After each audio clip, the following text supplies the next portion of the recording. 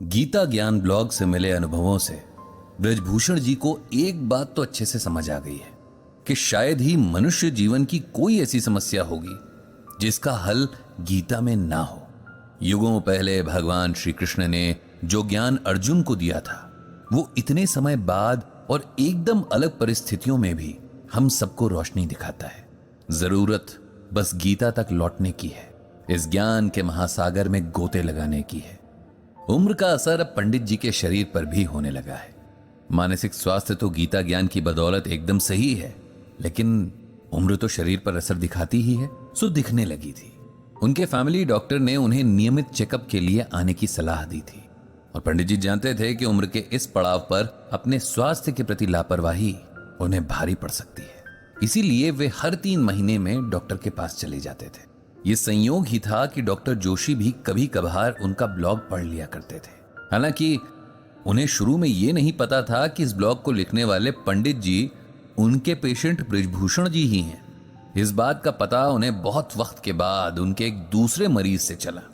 एक बार जब पंडित जी अपने तिमाही चेकअप के लिए गए तब डॉक्टर साहब ने उनसे इस बात का जिक्र किया कि वे भी कभी कभी समय मिलने पर उनका ब्लॉग पढ़ लिया करते हैं और उन्हें पढ़कर बहुत आनंद आता है।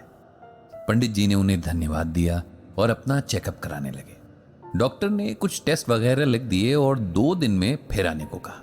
2 दिन बाद जब पंडित जी रिपोर्ट लेकर गए तब उन्हें पता चला कि डॉक्टर साहब के पिताजी की तबीयत अचानक खराब हो जाने से वो आज क्लिनिक नहीं आए हैं।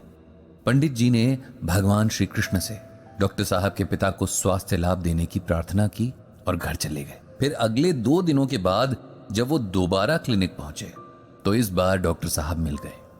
उन्होंने रिपोर्ट्स देखकर पंडित जी को खान पान में कुछ परहेज बताए और कुछ दवा भी लिख कर दी। पंडित जी ने डॉक्टर साहब से उनके पिता की सेहत का हाल पूछा तो डॉक्टर साहब ने बताया कि उनके पिताजी का ब्लड प्रेशर अचानक से बढ़ गया था, जिसकी वजह से उन्हें चक्कर आया और वे गिर गए।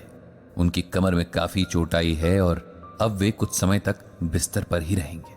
पंडित जी ने उनके बेहतर स्वास्थ्य की शुभकामनाएं दी और उठने लगे कि तभी डॉक्टर साहब ने उन्हें आवाज देकर रोक दिया। पंडित जी, क्या आप मेरी एक मदद कर सकते हैं? डॉक्टर साहब ने बड़े विनम्र स्वर में पूछा। बिल्कुल डॉक्टर साहब, अरे आप बताइए तो सही, मेरे लायक क्या सेवा है? कहकर पंडित जी फिर बैठ गए। जैसा कि आप जानते हैं कि मेरे पिताजी का स्वास्थ्य ठीक नहीं रहता है, लेकिन उसके पीछे का कारण आप नहीं जानते। कुछ साल पहले तक वे बिल्कुल स्वस्थ थे। रिटायरमेंट के बाद भी खुद को काफी व्यस्त रखते थे। अपने सभी काम, साथ ही घर के भी काफी काम खुद से कर लिया करते थे। सब ठीक ही चल रहा था, लेकिन एक हादसे ने उन्हें एकदम बदल कर रख दिया। एक बार मेरे माता पिता परिवार के किसी विवाह समारोह से लौट रहे थे कि उनकी कार का बहुत भयंकर एक्सीडेंट हो गया, जिसमें मेरी माता जी को बहुत ज्यादा चोट आई थी और कुछ वक्त बाद उनकी मृत्यु हो गई।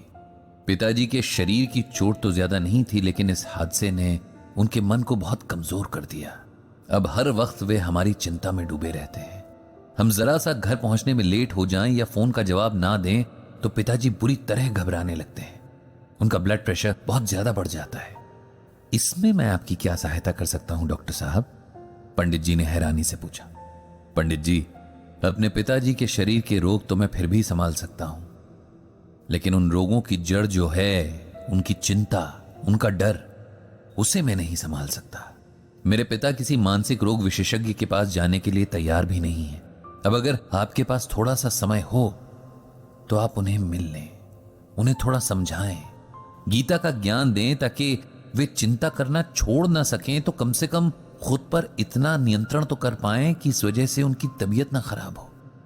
डॉक्टर साहब के अनुरोध में इतनी विनम्रता और अपने पिता के प्रति इतनी फिक्र थी कि पंडित जी उनका अनुरोध टाल नहीं सके और रविवार के दिन उनके घर आने का तय कर लिया। अगले रविवार को डॉक्टर साहब ने पंडित जी को लेने के लिए कार भेज दी। उनके पिता के कमरे में जब पंडित जी पहुंचे तो उनकी हालत देखकर उन्हें बहुत दुख हुआ। वे खुद से उठ भी नहीं पा रहे थे। बातों की शुरुआत थोड़ी धीमी थी, लेकिन जिस तरह बच्चे अजनबियों के साथ धीरे धीरे खुलते हैं और फिर बोलना बंद ही नहीं करते, ठीक यही हाल डॉक्टर साहब के पिताजी का भी था। कुछ ही देर में दोनों में ऐसी बातें होने लगी जैसे बरसों पुराने दोस्त हों। छोटे शहरों में वैसे भी कोई बातचीत शुरू करने के अगले 5 मिनट के अंदर अजनबी नहीं रह जाता, कोई ना कोई पहचान निकल ही आती है। डॉक्टर साहब के पिता ने इस बातचीत के दौरान जाने कितनी बार अपनी पत्नी को याद किया। उनके याद करने के अंदाज से ही लग रहा था कि उन्हें अपनी पत्नी बहुत प्रिय थी और उनके जाने का दुख अभी भी एकदम ताजा है। जिस तरह वो अचानक चली गईं, इस बात ने उन्हें इस हद तक विचलित कर दिया था कि अब हर वक्त अपनों को खोने का एक अजीब सा डर उनके दिलो दिमाग पर हावी हो गया था। उनकी समस्या समय के साथ और गंभीर होती जा रही थी। पंडित जी समझ चुके थे कि इस समय उन्हें किसी के साथ की जरूरत थी, कोई ऐसा जो उन्हें समझे, उनसे बात करे और फिर उन्हें समझाए। इसके लिए पहले उनके मन में विश्वास जगाना पड़ेगा, उनके मन की पीड़ा सुननी पड़ेगी, तब जाकर वे किसी की बात सुनेंगे, वरना उन्हें लगेगा कि उन्हें उपदेश दिया जा रहा है। एक उम्र के बाद हर व्यक्ति को लगता है कि उसे दूसरों से ज्यादा ज्ञान है, इसीलिए किसी की सलाह यदि उपदेश की तरह अचानक से मिले तो वे उस पर ध्यान नहीं देते हैं। चलते हुए पंडित जी ने डॉक्टर साहब को यही बात समझाई और कहा कि अगली 1-2 मुलाकातों के बाद ही वे उनके पिताजी को कुछ समझा पाएंगे। डॉक्टर साहब ने भी इस बात पर उनसे सहमति जाहिर की। अगली 2 मुलाकातों में पंडित जी और डॉक्टर साहब के पिताजी की आपसी समझ और मजबूत हुई। जब पंडित जी को लगा कि अब सही समय है, तब उन्होंने गीता का ये श्लोक डॉक्टर साहब के पिताजी को सुनाया। चिंतया जायते दुखम नान्यथे हेति निश्चयी तया हीनः सुखी शांतः सर्वत्र गलित स्पृह। भगवान श्री कृष्ण अर्जुन से कहते हैं कि हे अर्जुन, चिंता से ही दुख उत्पन्न होते हैं, किसी अन्य कारण से नहीं। ऐसा निश्चित रूप से जानने वाला चिंता से रहित होकर सुखी, शांत और सभी इच्छाओं से मुक्त हो जाता है। जोशी जी, आपकी पत्नी के साथ जो हुआ वो बेहद दुखद था, लेकिन यह होना नियति में उनके जन्म से ही जुड़ा हुआ था। न कोई इसे रोक सकता था, न बदल सकता था। इसी तरह हम सब के भाग्य में जो लिखा है उसे घटित होकर ही रहना है। हम उसे एक पल के लिए भी आगे पीछे नहीं कर सकते। इसीलिए इस सच को स्वीकार करने में ही भलाई है। चिंता करने से सिर्फ और सिर्फ मन और शरीर को कष्ट पहुंचता है, इसके अलावा कुछ नहीं बदलता। इसीलिए आप चिंता करना छोड़ दें। जीवन में एक हादसा हुआ, इसका अर्थ ये नहीं कि वो दोबारा दोहराया जाएगा। इसीलिए जीवन के कीमती वक्त को चिंता में नष्ट कर देना व्यर्थ है। आप खुद को इस चिंता से मुक्त कीजिए और अपने आप को किसी दूसरे उपयोगी काम में लगा दीजिए। इससे आपका मन भी लगा रहेगा और आपका समय भी आराम से कट जाएगा। जोशी जी को पंडित जी के समझाने से बड़ी राहत मिली।